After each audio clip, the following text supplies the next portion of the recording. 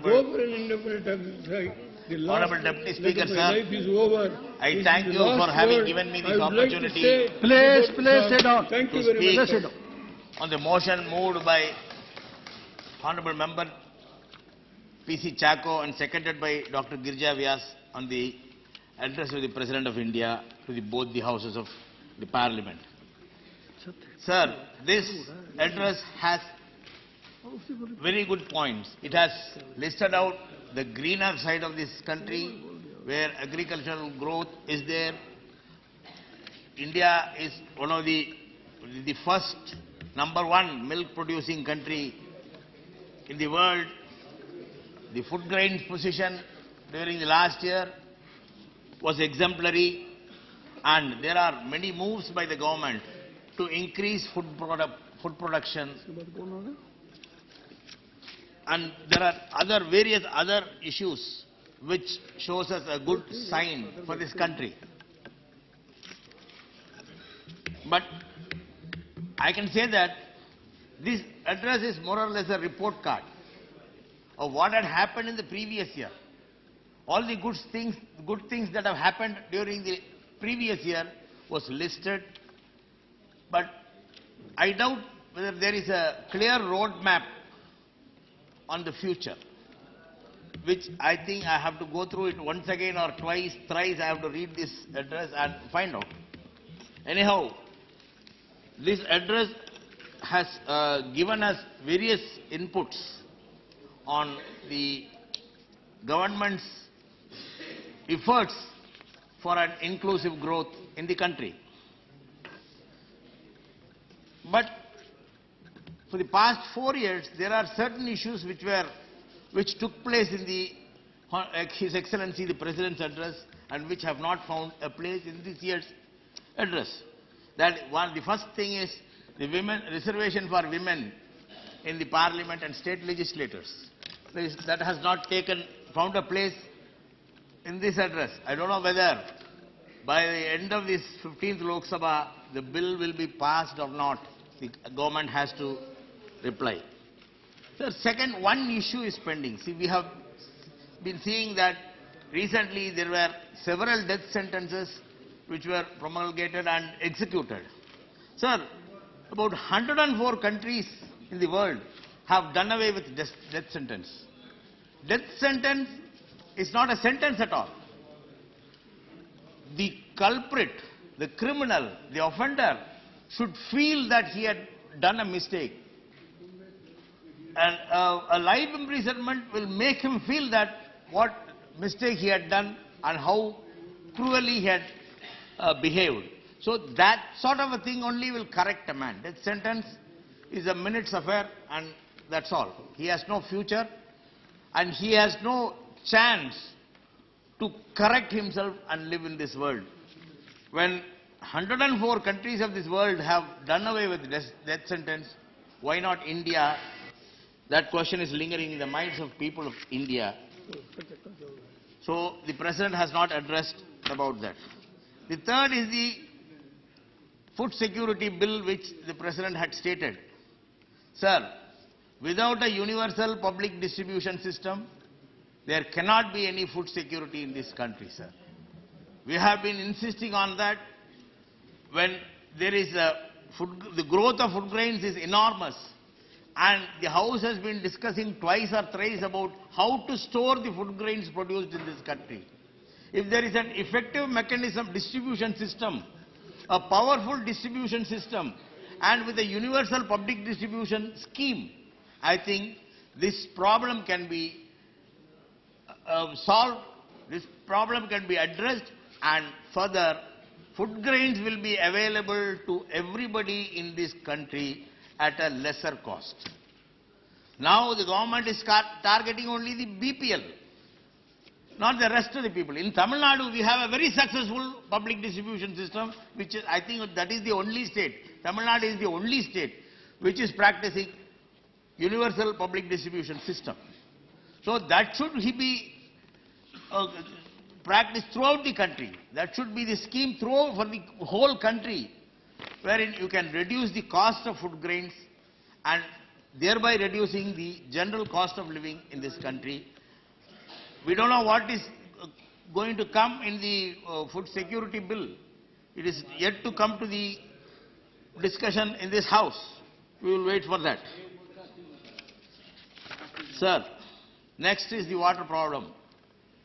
Honorable former Prime Minister and Honorable Member Devagowda was pleading for drinking water to Bangalore.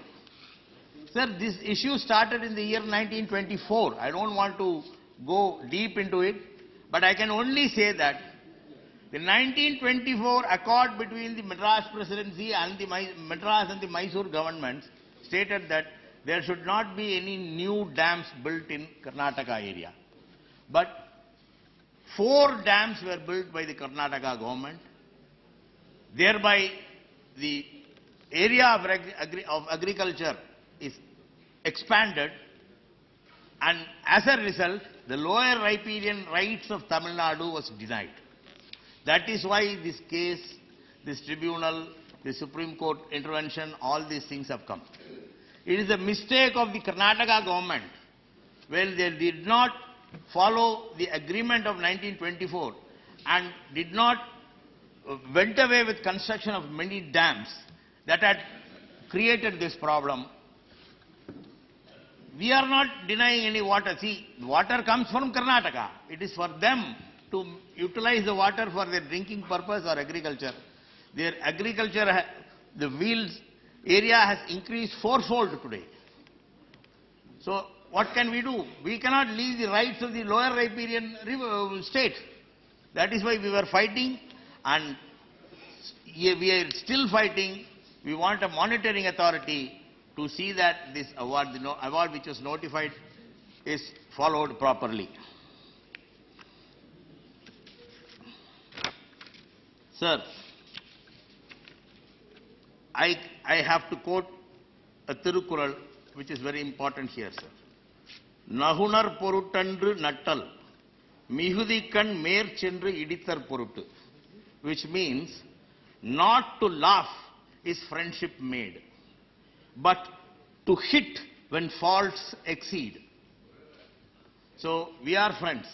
We are friends with the Congress. We are partners in the UPA. We are together. We have gone to the people together. We met the people together. We made promises to the people together. But the promises made by the Congress is fulfilled, and the promises made by the DMK is yet to be fulfilled.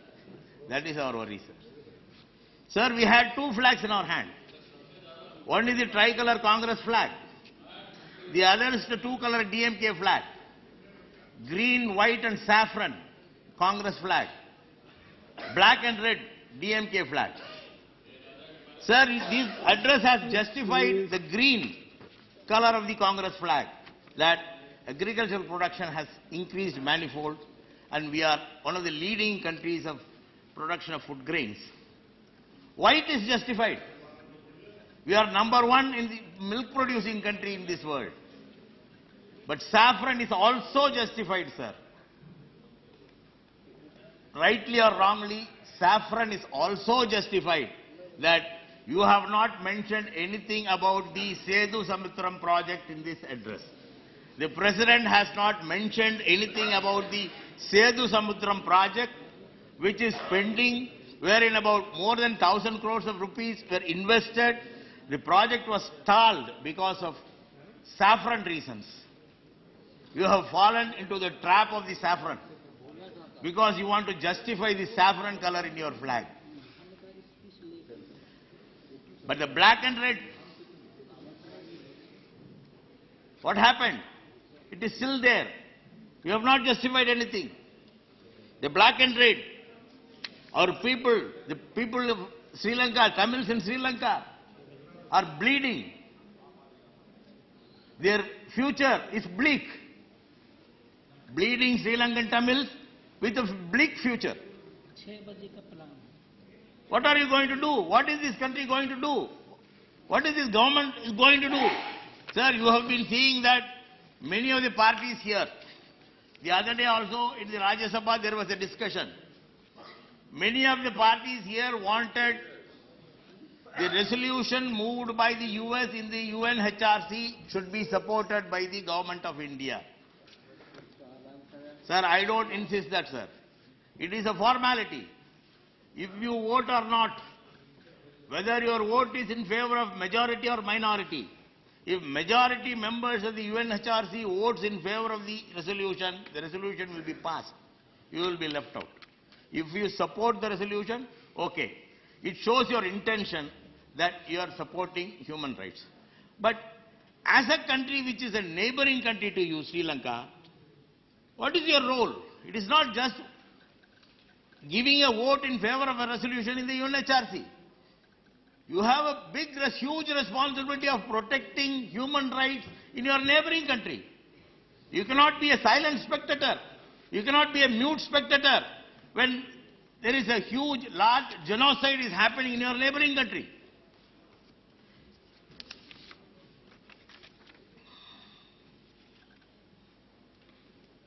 His Excellency, sir, has stated in his address that India stands tall as a nation. Please, don't. He is not yielding, please. Let him say.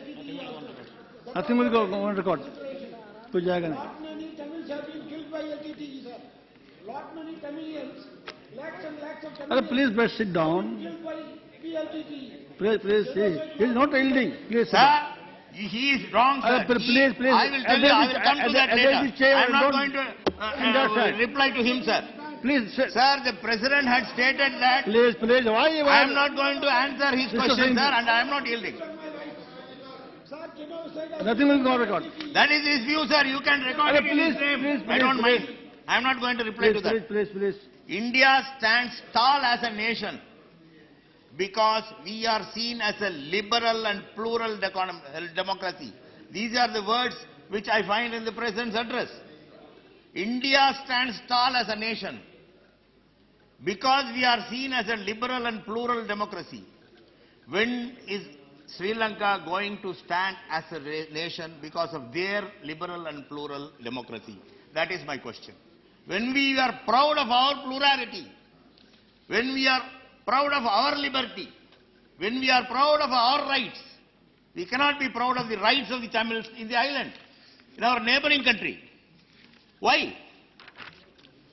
There is another question, sir. The other day, when the Honorable External Affairs Minister said, India did not respect the sovereignty of the erstwhile Pakistan.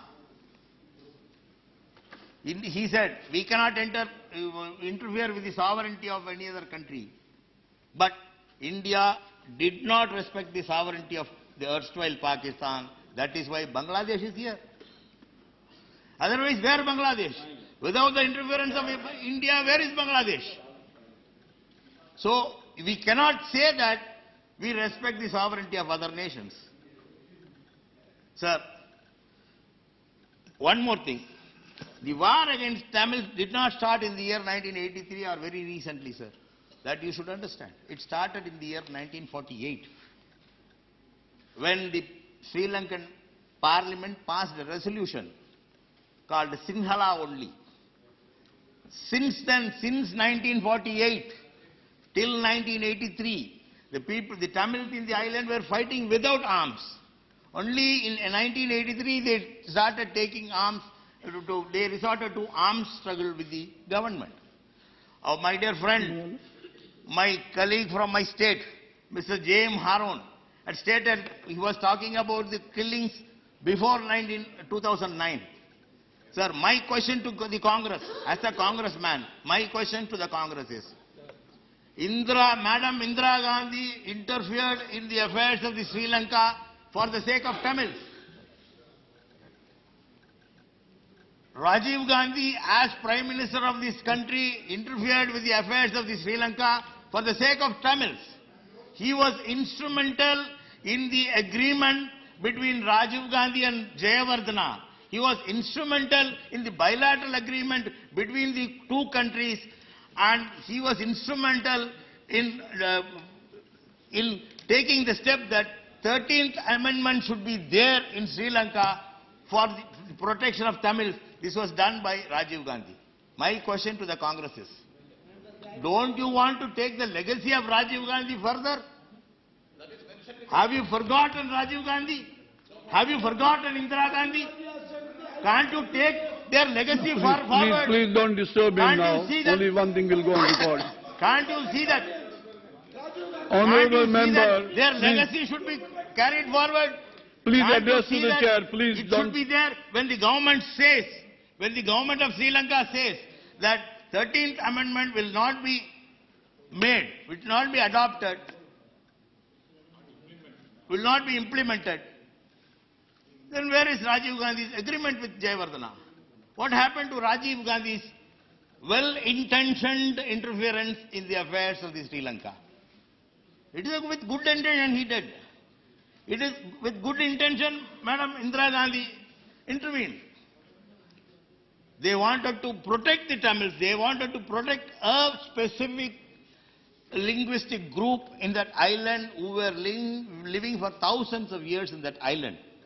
Now what has happened? That area of Sri Lanka is being Sinhalized, militarized. The President of Sri Lanka makes many promises even to the government of India. Whenever he comes, he makes a lot of promises, tall promises. But he is not fulfilling or following any of his promises made by himself. That is the state.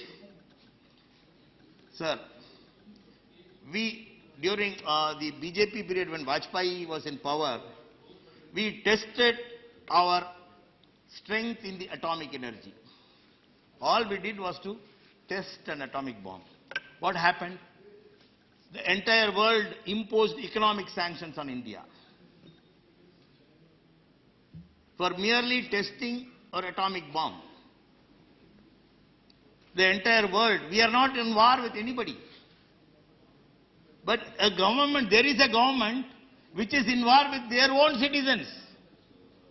Why can't we impose economic sanctions to that country? We have given 500 crores of rupees for the rehabilitation and resettlement of Tamils. We have also given 500 crores as grant to the government of Sri Lanka. Why this drama? What is the use of this drama? When the entire world is angry with what is happening in the island. For the sake of Tamil people, they are providing money. It's not for the government. They are giving 500 crores as Please, grants to the please government don't disturb also. him. You Nothing read will go on the, record read the except budget honorable first. member. You read the budget and talk to me. So, 13th Amendment was totally rejected. The amendment which was proposed by Rajiv Gandhi, the Congress people should feel about it. So these are the issues which the Honorable His Excellency, the President's address, have failed to address. These are the issues which the world is closely watching. These are the issues the Tamils are weeping. They are, this bloodshed, this red and the bleak black future of the Tamils in the island is the color of the DMK flag, sir.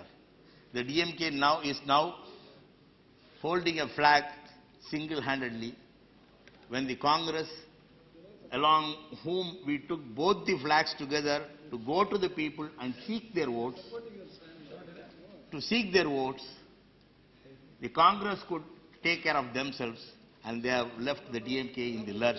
With these words, I thank you, sir.